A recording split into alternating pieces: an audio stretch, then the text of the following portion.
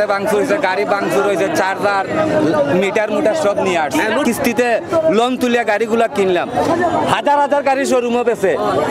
এই সময় কি অবৈধ না? আমাদের এক দাবি, আমাদের গাড়ি চলতো। চার্জে দেওয়ার ব্যবস্থা নাই, মালিকেরা গাড়ি বার করে দিচ্ছে। আসলে আমরা কর্মহীন মানুষ হয়ে যাচ্ছি। ফ্যামিলি 60 জন মানুষ আমার ইনকামের উপরে চলে। গ্যারেজে ভাঙচুর হয়েছে, গাড়ি ভাঙচুর হয়েছে, চার্জার মিটার সব নিয়ে আসছে। লুটপাট করা হয়েছে। আমরা অবৈধ, আমরা উচ্ছেদ, আমরা এদেশের রোহিঙ্গা। আমরা বলি অবৈধ গাড়ি এগুলা। বাংলা গ্যারেজে কি আমরা তো গাড়ি এমনিই বন্ধ রাখছি। গ্যারেজে গিয়ে গাড়ি ভাঙচুর করার কোনো মানি আছে? গ্যারেজে গিয়ে গাড়ি ভাঙচুর মানে আমরা যেন কিস্তিতে লোন তুলিয়া গাড়িগুলা কিনলাম, হাজার হাজার গাড়ি শোরুমে বেছে। এই সময় কি অবৈধ না? আর আমরা গরিব একটা কিস্তি তুলে লোন লইলে এইটা অবৈধ হয়ে যায়। আমাদের ধরতে ভালো লাগে, আমরা তো শহরের ভিতরে হয় না। গাড়িগুলা বন্ধ হইতে, পার্স বন্ধ করলে তো গাড়িগুলা বন্ধ হয়ে যায়। আমরা কি চালানি লাগে? গাড়ি তো এমনিই বন্ধ হয়ে যায়। গাড়ি পার্স বন্ধ করো, গাড়ি পার্স বন্ধ করে না। আমরা কি দেশের নাগরিক? আমরা গাড়ি চলতো, আর নাইলে আমরা কঠিন কর্মসূচি দিতে বাধ্য আছি। আমাদের এক দাবি, আমাদের গাড়ি চলতো, আমরা গাড়ি নিবন্ধন দিত। আমরা অবৈধ গাড়ি চালাইতে চাই না। আমাদের সিলেট সিটিতে 35,000 রিক্সা আছে।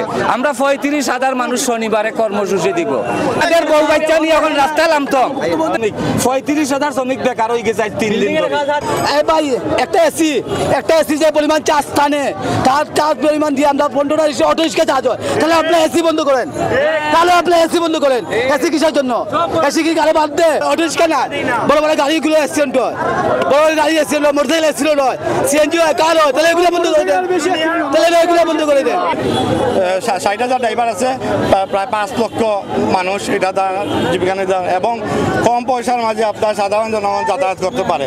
এই জন্য আপনার আমাদের সরকারের প্রতি অনুরোধ, যাতে আমাদের অটো, ইজি বাইক এই গরিব মানুষের কথা বিবেচনা করে এবং নির্দিষ্ট একটা রোড আমাদেরকে ব্যবহার করার অনুমতি দেওয়া হোক, 1 বাই করে, যাতে একটা রোড আমরা ইউজ করতে পারি সার্বক্ষণিক। ওইটার জন্য লিখিত কোনো আনছেন কোনো কিছু? আমরা স্যার হঠাৎ আসছে স্যার, আমরা কি ভালো নামটা আবার একটু বলেন। শাহজাহান সিরাজ স্যার। শাহজাহান সিরাজ, জি স্যার। আচ্ছা, আপনার যদি দাবি দেওয়া যেটা আছে একটা সুন্দর করে লিখিত আকারে যে আমাদের তো শ্রমিক সংগঠন আছে স্যার, ওনারা আসে নাই, ওনারা আসতেছে। আমাদের কাছ থেকে আপনারা বসে সুন্দর করে একটা রিটার্ন তৈরি করেন, লিখিত তৈরি করেন। জি স্যার। লিখিত করে আপনাদের সমিতি যারা আছে সিগনেচার করে। আর আমরা স্যার আপনাদের রিকোয়েস্ট স্যার, আমরা তো আজকে আমাদের দাবি, আমাদের অটো গাড়িগুলা ধরতেছে, ধরে ওনারা গুম করে দিচ্ছে। কখন দিবে, কোন সময় দিবে, কোনো নির্দিষ্ট টাইম নেই। হ্যাঁ, এবং আজকে গ্যারেজ থেকে গাড়ি বাড়ি করে নিয়ে গেছে, এবং গ্যারেজে চার্জে দেওয়ার ব্যবস্থা নেই, মালিকেরা গাড়ি বার করে দিচ্ছে। আসলে আমরা কর্মহীন মানুষ হয়ে যাচ্ছি। আর কর্মহীন মানুষ যখন রাজপথে নামে, তখন রাজপথ শুধু কাঁপে। আমরা কর্মহীন হয়ে গেলে এ দেশে কি হবে?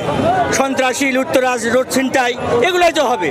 এখানে আসছে কর্ম করতেছে কারা? শিক্ষিত, অর্ধশিক্ষিত এবং মূর্খ, এরা কর্ম করতেছে। আজকে এদের কর্ম কেড়ে নেওয়া হচ্ছে কেন? অটো রিক্সার দাবি নিয়ে আসছি। সাহেবে একটা অভিযান দিছিল, দিয়ে কিছুদিন বন্ধ ছিল, যাওয়ার পরে আবার এটা চালু হইলো। আমরা গল্লিগালাতে চলতাম, কিন্তু এখন ডিসি মহাজয় হঠাৎ করে এসে বলতেছে যে আমাদের গাড়িগুলো একবারে চিলে থেকে উচ্ছেদ করে দিব।